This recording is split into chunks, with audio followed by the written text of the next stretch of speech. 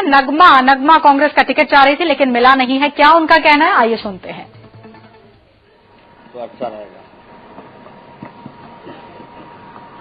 तो वो बहुत अच्छा काम करेंगे। कांग्रेस ने जो भी नतीजा लिया है आपका किसी एक पार्टी के मद्देनजर नहीं है, आपके मन की रंजिश किसी एक पार्टी के मद्देनजर नहीं है, लेकिन इसका टाइमिंग आपका टिकट कटने के बाद भी आपने क्यों जाहिर किया? नहीं, मैंने जाहिर करने की इच्छा प्रकट नहीं की थी। मेरे पास कुछ लोग आए थे मेरा इंटरव्यू लेने और मुझे पूछने कि मैडम आपका बाइट हमें चाहिए, ये पूछना है कि आपकी प्रतिक्रिया क्या है।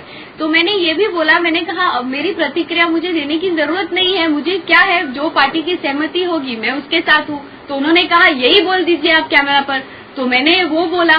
तो फिर मुझे ऐसा लगा कि मेरा जो अनुभव है कि यंगस्टर को आगे लाना चाहिए या महिला को आगे लाना चाहिए, तो मैंने उस चीज को व्यक्त किया, लेकिन उस चीज को बहुत गलत तरीके से आगे जाके बताया गया कि हाँ ये सारी समस्याएं होती हैं, तो इसे जूझने के लिए हमें क्या करना चाहिए और किस तरह से हमें आगे बढ़ के इसे टैकल करना चाहिए।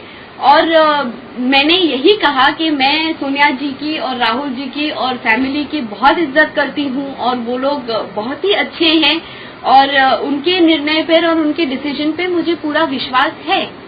लेकिन सुप्रीम कोर्ट के आदेश के बाद संजय दत्त चुनाव नहीं लड़ रहे हैं, क्या प्रतिक्रिया आपकी, क्या सोचती है, क्या सुप्रीम कोर्ट ने जो जजमेंट दिया सही है? देखिए, संजय दत्त जब खुद कह रहे हैं कि सुप्रीम कोर्ट के निर्णय से वो बिल्कुल सहमत हैं और सुप्रीम कोर्ट क्योंकि सबसे हाई कोर्ट है और उन्होंने ही जब फैसला लिया है तो उसके बारे में कोई कुछ निर्णय नहीं दे सकता। हमें खेद है कि वो इलेक्शन नहीं लड़ पाएंगे, लेकिन सुप्रीम कोर्ट का डिसीजन हम सब आदर करते हैं और उसे स्वीकार करते हैं और उसके सामने अपने सर टेकते हैं। जो भी डिसीजन सुप्रीम कोर्ट का है that is the highest court और उस डिसीजन का हमें पालन करना चाहिए। कांग्रेस के लिए आप प्रचार करेंगे? जरूर करेंगे, अगर मुझे पूछा गया तो मैं जरूर प्रचार करूंगी। मैं सैनिक हूँ और मुझे सिपाही हूँ और मुझे अगर आला कमान ने कहा कि मुझे प्रचार करना है तो मैं प्रचार करूंगी। और ये सवाल मैंने बिल्कुल टिकट मिलने से पहले भी इस सवाल का यही जवाब दिया था। 1 महीने से आप इस टिकट को पाने के लिए लगी हुई थी, आज खुश हैं आप? बिल्कुल खुश हूँ, क्योंकि हमने जब टिकट मांगा था तो कोई छोटी मोटी कॉन्स्टिट्यूएंसी का तो टिकट नहीं मांगा था, बड़ी कॉन्स्टिट्यूएंसी का टिकट मांगा है। इतने सारे वरिष्ठ नेता उसके पीछे लगे हुए हैं, बड़े बड़े सीनियर नेता हैं। तो जब हमने टिकट मांगा था तो ये सोच के ही मांगा था ना कि अगर लेडी को देंगे या यूथ को देने का सोचेंगे या माइनॉरिटी के रिप्रेजेंटेशन को देने का सोचेंगे या एक सेक्युलर इमेज को देने का सोचेंगे तो शायद हमारा नंबर लग सकता है। लेकिन हम प्रिपेयर्ड थे कि अगर और ये भी साथ में था कि क्योंकि हम आर्टिस्ट हैं तो हमें कहीं से भी एडजस्ट किया जा सकता है, जरूरी नहीं है कि इसी कॉन्स्टिट्यूएंसी तक, लेकिन हम आखिर तक इसी पर अड़े रहे।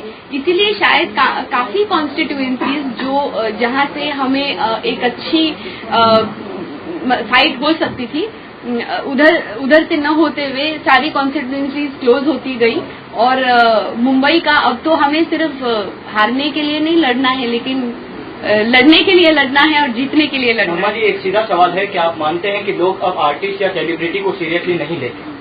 नहीं, ये मैं बिल्कुल नहीं मानती, क्योंकि ऐसे बहुत सारे आर्टिस्ट और सेलिब्रिटीज हैं जिन्होंने बहुत अच्छा काम पार्लियामेंट में किया है। दत्त साहब को ले लीजिए, राज बब्बर जी को ले लीजिए, शत्रुघ्न सिन्हा जी को ले लीजिए, शबाना आजमी जी को ले लीजिए, हेमा मालिनी जी को ले लीजिए और बहुत सारे ऐसे, जया प्रदा जी को ले लीजिए, जिन्होंने साबित किया है कि उन्होंने पॉलिटिक्स में अच्छा काम किया है। लेकिन मौजूदा चुनाव में ज्यादातर अभिनेताओं को टिकट नहीं मिला। कांग्रेस ने किसी भी एक सेलिब्रिटी कोई भी पार्टी की बात, जिस तरह से फिल्मी सितारे प्रचार कर रहे हैं कि वोट देना चाहिए लोगों को आगे आकर, तो लोगों का यही कहना है कि हम नहीं चाहते कि फिल्मी सितारे हमारे बीच में आए और चुनाव लड़े, क्योंकि चुनाव लड़ने के बाद वे लोगों के बीच में नहीं आते, न उनकी समस्या